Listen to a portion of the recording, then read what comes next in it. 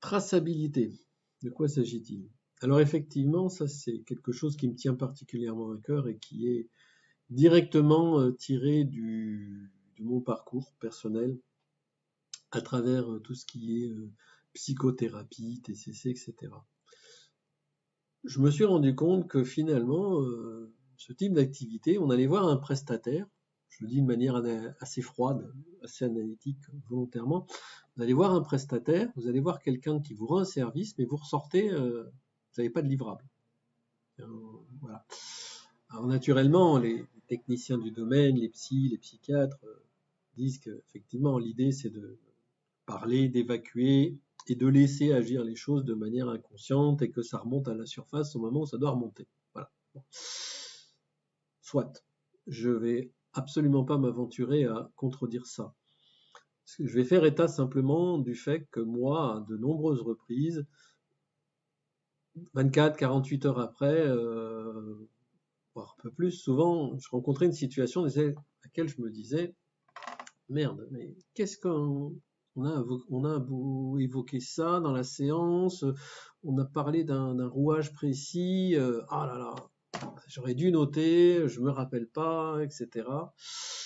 Ça m'est arrivé aussi en échangeant avec des amis dans le cadre d'accompagnement MEOS qui me disaient ah oui mais j'ai déjà eu cette problématique physiologique là, tu m'avais dit que ça avait un rapport avec quelque chose, mais je me rappelle plus, j'ai pas noté. Et voilà. Et donc, très vite, moi, je me suis aperçu qu'il y avait une vraie utilité. Alors, notamment, dans le cadre de MEOS, c'est avec l'usage de la roue de l'éveil. Il y avait une grande utilité lorsqu'on parcourait les items de la roue à noter, les différents éléments qui ressortaient du traitement de ces items. Raison pour laquelle il y a un formulaire qui a été conçu qui normalement, moi je recommande vivement lorsque vous faites le parcours de la roue de l'éveil, c'est de noter à chaque étape dans le formulaire adéquat. Donc on commence dans la phase d'écoute à savoir au niveau du corps ce qui s'est passé, comment on peut le décoder, au niveau de l'ego, des personnages à l'œuvre, etc., etc., et de noter tout ça, y compris dans la phase d'analyse, les aspects croyances limitantes, effets miroirs, voilà, parcours et potentiel, qu'est-ce que ça nous rappelle du passé, etc. Et de tout noter comme ça pour l'ensemble des items du parcours. Et le fait de faire ça, ça permet quand même, de pouvoir y revenir, d'avoir cette notion de traçabilité qui va permettre de pouvoir évaluer le parcours qui est effectué, de pouvoir retrouver parfois des similitudes.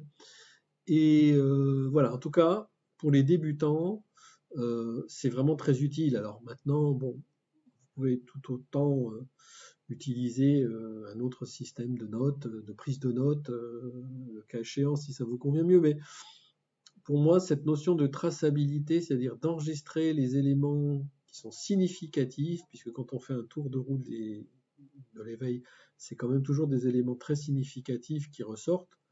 Moi, je trouve que c'est un réel bénéfice et que, en tout cas, pour démarrer, c'est un exercice qui peut vraiment aider beaucoup de personnes.